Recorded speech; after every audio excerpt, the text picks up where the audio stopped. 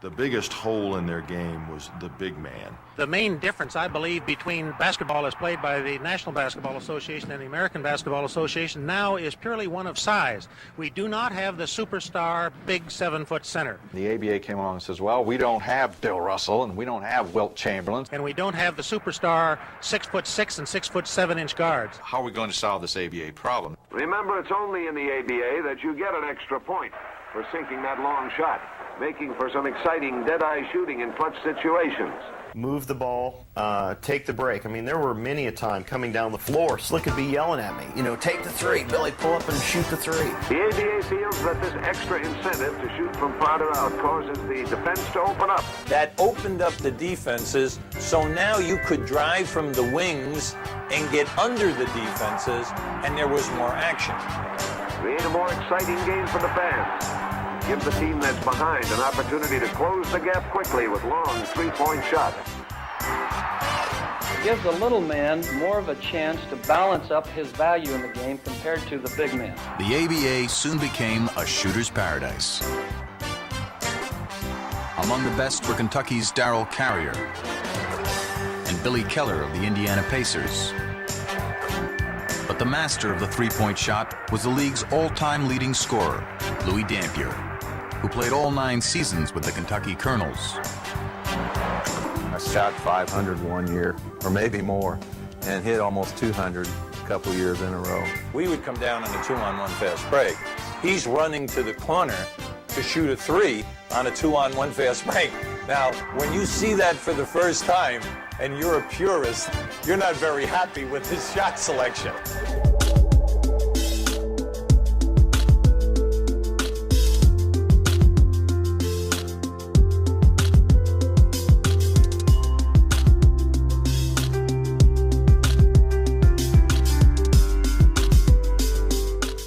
As things currently stand, LeBron James is the NBA's all-time leading scorer, and he only continues to build his lead on this list. As you all know, this is a very celebrated honor, and it has been for quite a few decades at this point. But a fun trivia question is, who is the ABA's all-time leading scorer? You know, the league that was the main competitor of the NBA throughout most of the 1970s, that was known for its flair and freestyle. It's none other than the 6-foot sniper Louie Dampier, who accumulated a total of 13,726 points in his 9-year career in the ABA. Obviously, this guy was a flat-out bucket getter for Kentucky, but he was so much more than just that. Many basketball historians see this legend as the first true perimeter shooter of basketball history. It's one thing to be a guy who can make three-point shots in the 1970s, but what this guy was doing specifically was truly ahead of its time, and it isn't appreciated nearly enough. Throughout the NBA in the 1980s and the 1990s, three-point shooters were mostly just spot-up guys. Yet somehow, before all of that, there was Louie Dampier, shooting transition threes galore in the 1970s. His second season in the ABA was in 1969, and that year, he averaged about 25 points, 6 assists, and 4 rebounds, while leading the league in three-pointers made. Now here's the craziest part. That season, he was shooting a whopping 7.1 three-point attempts per game, and was making 36% of them. There wasn't a single season in ABA history where the average team was attempting that many three-point attempts per game. He was literally chucking up more three-point attempts per night than entire squads during his era. The league average three-point percentage never reached 30%, which should give you an idea of how much Louie stood out by attempting that many downtown shots while hitting an elite 36%. For goodness sake, for the first decade of the NBA having the three-point line, entire teams weren't even averaging that many attempts. I'm not trying to be annoying with this redundancy, but I'm just trying to get the point across of how truly ahead of his time he actually was.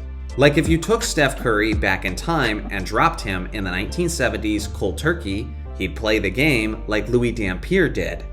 In his third year, he would raise his scoring to 26 points per game while hitting the same three-point percentage, and again, leading the ABA in attempts. He also finished 6th overall in the ABA's MVP voting that year. Let's be real, this guy was just born in the wrong era, because not only was he a superstar talent, not only was he the all-time leading scorer, and not only was he a pioneer for elite perimeter shooting, but he was also an incredible passer with elite court vision. He got as high as 6.5 assists per game in 1973. But Louie was also perceived as a clutch player who usually took his game to the next level in the postseason. For example, he averaged 9.4 assists per game in the 1971 playoffs, where his team went all the way to the ABA Finals, where they eventually lost in the 7th game to the Utah Stars. It wasn't his fault though, as he dropped 15 points, 14 assists, and 4 rebounds in that deciding contest. As I alluded to earlier, he was almost always performing at his best when it mattered the most. He led the playoffs in three-point shooting percentage in 5 separate seasons of his career, and in 4 of those seasons, he was shooting greater than 45% from three-point distance. After losing in the ABA Finals in 1971 and in 1973, they finally broke through and won the championship in 1975. And in that 7-game series, he was nearly automatic, as he was hitting 55% of his shots and 43% of his three-point shots. After the merger in 1976, he did actually play in the NBA for a few seasons with the San Antonio Spurs. But unfortunately, he was in the twilight of his career at that point, and the NBA hadn't introduced the three-point line to their league yet, which limited his impact as an aging role player. All things considered, he's a Basketball Hall of Famer who should be regularly celebrated for his impact and influence on the sport.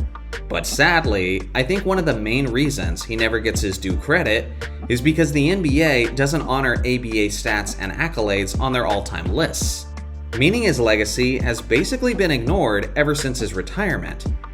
With that being said, I want you to know that he exists, so that at the very least, our small corner of the internet can give him the attention he deserves.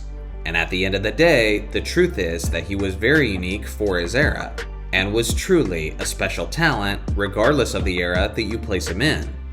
So what do you guys think? How much do you guys think Louie Dampier would have loved to have played in this modern NBA?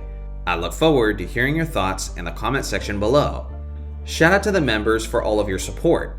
And thanks for watching as always. Make sure to like, hype, and subscribe for more basketball content, and I'll see you guys in the next video.